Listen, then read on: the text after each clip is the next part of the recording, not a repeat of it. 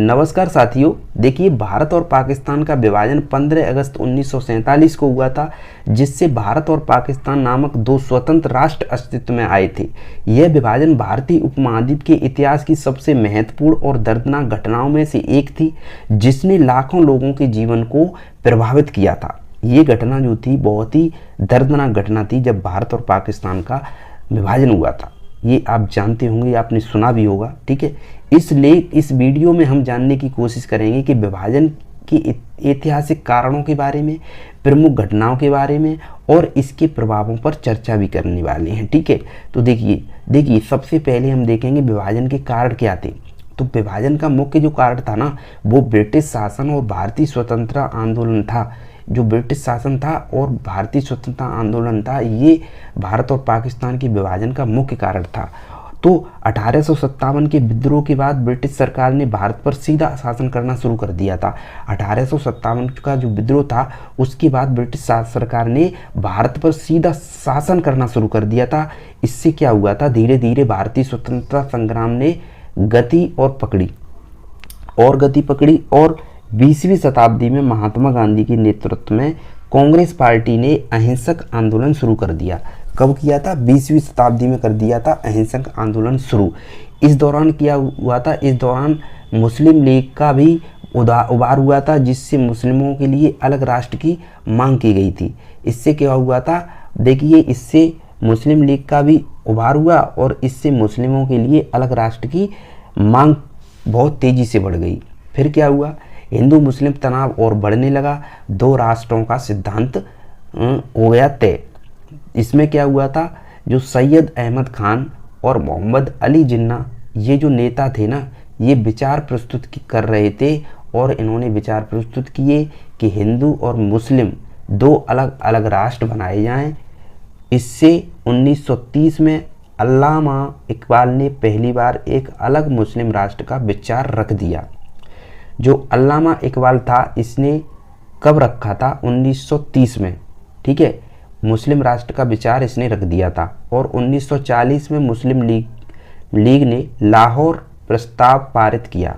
क्या प्रस्ताव पारित किया? लाहौर। ठीक है, ये प्रस्ताव पास कर दिया, जिसमें क्या हुआ था कि पाकिस्तान की मांग बहुत तेजी से बढ़ गई। फिर क्या हुआ, द्वितीय विश्व युद्ध और ब्रिटिश सरकार की नीति क्या थी? जो द्वितीय विश्व युद्ध हुआ था और ब्रिटिश सरकार, इसकी नीति क्या थी? देखिए, द्वितीय विश्व युद्ध 1939 और 1945 के बीच हुआ था, इसको नोट कर लेना। और इसके दौरान ब्रिटेन की स्थिति बहुत कमज़ोर हो गई थी। भारतीयों ने स्वतंत्रता की मांग तेज कर दी थी। 1942 में कांग्रेस ने भारत छोड़ो आंदोलन चलाया, जबकि मुस्लिम लीग ने ब्रिटिश सरकार का समर्थन किया, जिससे क्या हुआ, हिंदू मुस्लिम तनाव और तेज़ी से बढ़ने लगा। अब आगे क्या हुआ था, आगे देखते हैं। 1946 के दंगे और सीधी कार्रवाई दिवस की गई। जो 1946 के दंगे थे और सीधी कार्रवाई दिवस बहुत तेज़ी से किया गया। 1946 में हुए आम चुनाव में मुस्लिम लीग को भारी सफलता मिली। जो 1946 का जो चुनाव हुए थे, उसमें मुस्लिम लीग को भारी सफलता मिली।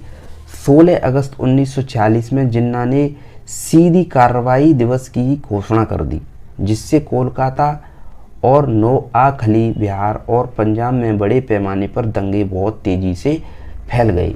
इन दंगों ने विभाजन को अपरिहार्य बना दिया था। जो ये दंगे हुए थे, इसको विभाजन को बहुत ज़्यादा कराने पर मजबूर कर दिया था। विभाजन की प्रक्रिया क्या थी? देखिए, माउंटबेटन योजना थी 1947 में। इसने ब्रिटिश सरकार ने लॉर्ड माउंटबेटन को भारत का अंतिम वायसराय बनाकर भेजा था लॉर्ड माउंटबेटन को। उन्होंने 3 जून 1947 को विभाजन की योजना प्रस्तुत की, जिससे कांग्रेस और मुस्लिम लीग की स्वीकार कर लिया। जो कांग्रेस और मुस्लिम लीग था, उसने स्वीकार कर लिया था विभाजन को। भारत और पाकिस्तान की सीमाओं का निर्धारित कर दिया था। सीमाओं का निर्धारित जो साइरिल रेडक्लिफ की अध्यक्षता में किया गया था। किसकी अध्यक्षता में किया गया था? साइरिल रेडक्लिफ की में। उन्होंने पंजाब और बंगाल को विभाजन करने का कार्य किया था। यह निर्णय जल्दबाजी में लिया गया था दोस्तों, जल्दबाजी में, जिससे क्या हुआ था, विवाद बहुत ज़्यादा उत्पन्न हुए थे। ये जो बहुत जल्दबाजी में लिया गया था। ठीक है, और देखिए भारत और पाकिस्तान की स्वतंत्रता 1947 15 अगस्त 1947 में भारत और पाकिस्तान की स्वतंत्रता हुई थी, और 14 अगस्त 1947 को पाकिस्तान और 15 अगस्त 1947 को भारत स्वतंत्र हुआ था। ठीक है, जो 14 अगस्त 1947 को पाकिस्तान का स्वतंत्रता दिवस मनाया जाता है और 15 अगस्त 1947 को हमारा यानी भारत का स्वतंत्रता दिवस मनाया जाता है। और देखिए मोहम्मद अली जिन्ना पाकिस्तान के पहले गवर्नर जनरल बने थे। जो मोहम्मद अली जिन्ना थे, इन्होंने ही मुख्य भूमिका निभाई थी पाकिस्तान को बनाने की। ठीक है, जबकि जवाहरलाल नेहरू भारत के पहले प्रधानमंत्री बने थे। समझ गए। और देखिए जो विभाजन के परिणाम और प्रभाव, इसके जो परिणाम थे और प्रभाव थे वो क्या देखने को मिले। जनसंख्या की अदला बदली की गई, शरणार्थी संकट पैदा हुए, बहुत ज़्यादा भुखमरी पैदा हुई, और विभाजन के कारण लगभग 1.5 करोड़ लोग अपना घर छोड़कर भारत या फिर पाकिस्तान जाने के लिए मजबूर हो गए थे उस टाइम पर। ये दुनिया के इतिहास का सबसे बड़ा जनसंख्या प्रवासन था। देखिए ये जो था ये दुनिया का इतिहास का सबसे बड़ा जनसंख्या प्रवासन था, जो जनसंख्या इधर उधर हुई थी। ठीक है, इसमें कटे पिटे लोग बहुत ज़्यादा मरे थे, कटे थे।